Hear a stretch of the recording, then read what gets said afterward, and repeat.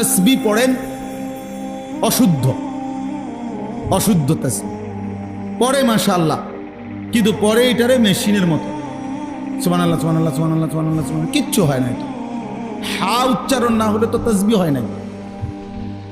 শেষের গোল হাটা সাকিন করতে হবে এবং প্রত্যেকবারই নিঃশ্বাস ফেলতে হবে। যদি বলেন সময় বেশি লাগে, এমনি পড়লে হুজুর সময় লাগবে অনেক, সময় আপনার আব্বার নেই, তো অসুবিধা কি? কার সময়? তো আল্লাহর সময় আল্লাহর জন্য ব্যয় হইলে আপনার সমস্যা কি?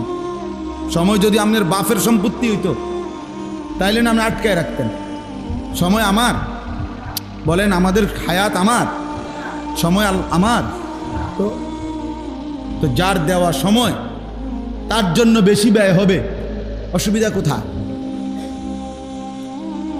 তাইলে আল্লাহ যা আপনারা আমার সময় হায়াত দিছেন, এটাই তো শুকর।